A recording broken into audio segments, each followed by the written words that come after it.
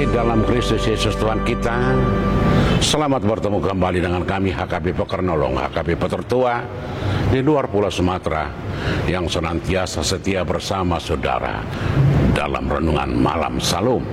Dan untuk memulai renungan ini kita berdoa. Bapa yang kami kenal di dalam Yesus Kristus Tuhan kami berterima kasih untuk segala pemberian-Mu yang tetap tidak pernah berhenti memberikan yang terbaik bagi hidup kami, baik melalui pribadi lepas pribadi, baik melalui persekutuan dan melalui gereja-Mu dan melalui dunia ini. Ajar kami untuk mengerti kasih sayang-Mu. Dalam Yesus kami berdoa. Amin. Saudara-saudara yang kekasih dalam Kristus Yesus Tuhan kita, firman Tuhan yang menjadi renungan kita untuk kita pada hari ini, hari Kamis 23 Oktober 2025, sebagaimana ditetapkan HKBP, kita ambil dari 2 Yohanes pasal yang pertama, ayat pertama hingga ayat yang ke-13, dan yang menjadi pembimbing ayat yang ke-6. Demikian firman Tuhan. Dan inilah kasih itu, yaitu bahwa kita harus hidup menurut perintahnya. Dan inilah perintah itu, yaitu bahwa kamu harus hidup di dalam kasih, sebagaimana telah kamu dengar dari mulanya. Saya baca sekali lagi. Dan inilah kasih itu, yaitu bahwa kita harus hidup menurut perintahnya. Dan inilah perintah itu, yaitu bahwa kamu harus hidup di dalam kasih, sebagaimana telah kamu dengar dari mulanya. Demikian firman Tuhan. Saudara-saudara yang kekasih, sebagaimana kita ketahui dalam Yohanes 3 ayat 16, penulis Yohanes berkata bahwa karena begitu besar kasih Allah akan dunia ini. Itu artinya saudara-saudara bahwa kasih Allah tidak pernah berhenti, tidak pernah akan selesai kapanpun sampai akhir dunia ini. Dan kasih Allah itu terlihat yang lebih besar di dalam Yesus. Kasih Allah itu adalah untuk keselamatan semua orang-orang yang percaya. Itu harus kita pahami, bahwa kasih yang terbesar atau keinginan Tuhan dalam kasih-Nya adalah supaya semua orang selamat. Itu artinya Tuhan tidak pernah merancang rancangan yang jahat, rancangan yang tidak baik bagi setiap orang, tetapi selalu rancangan yang baik. Dan kasih Tuhan itu telah diwujudkan melalui bagaimana Yesus mau berkorban, disalibkan dan dikuburkan untuk menanggung, untuk menghapus dosa-dosa, memberi keampunan, memberi penghapusan dosa manusia, karena manusia itu sendiri tidak mampu untuk selamat kanau dari diri sendiri. Karena itu Yesus harus menjadi korban. Itu artinya Allah sendiri berkorban untuk keselamatan manusia. Tuntutan Tuhan hanya satu. Kalau Tuhan mengasihi kita, bagaimana kita merespon kasih Tuhan itu? Dalam renungan ini penulis Yohanes berkata, kita turuti perintah-perintahnya. Perintah Tuhan itu apa? Hukum-hukumnya itu apa?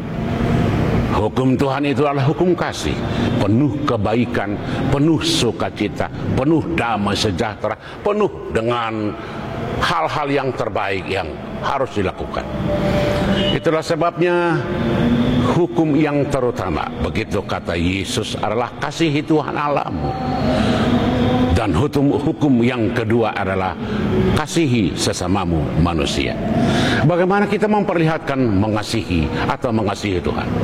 Kalau kita menuruti perintah-perintah Tuhan, yaitu apakah Dia menuntut hidup kita untuk selalu seturut dengan kehendak-Nya, di bawah kendali firman-Nya, di bawah kuasa Roh-Nya. Itu artinya hidup kita selalu berdasarkan apa yang terbaik, apa yang terindah.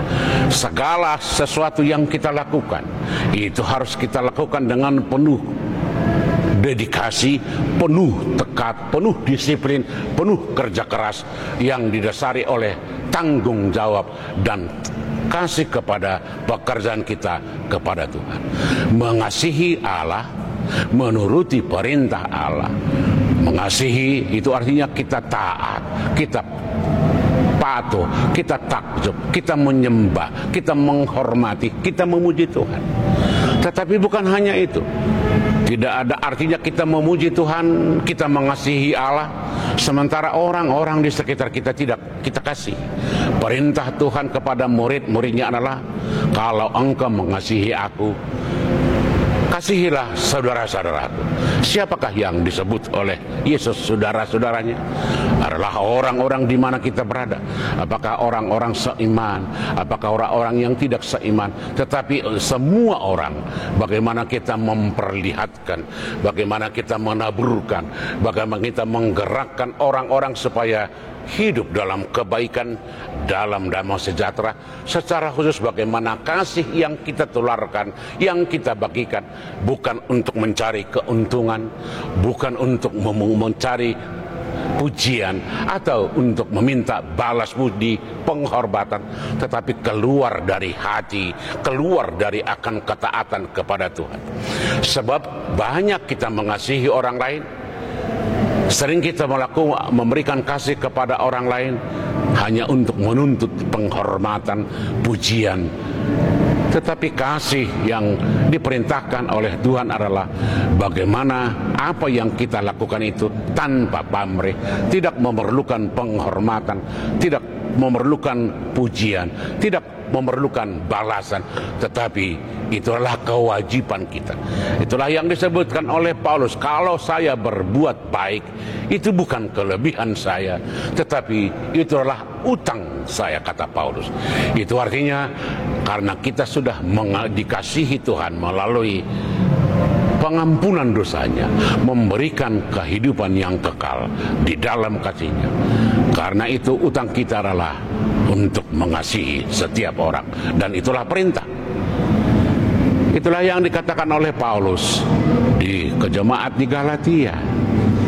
Bertolong-tolonganlah menanggung bebanmu, karena dengan demikianlah kamu menaati atau melakukan hukum Kristus.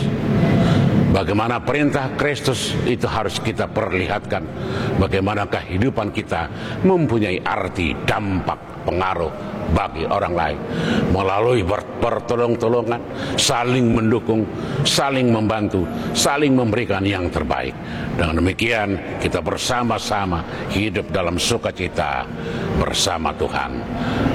Amin. Kita berdoa. Kembali kami memuji-Mu atas segala pemberian-Mu yang hingga saat ini masih kami peroleh. Dan malam ini, setelah kami melewati pekerjaan kami sepanjang hari, Engkau tetap memberikan kami sukacita melalui firman.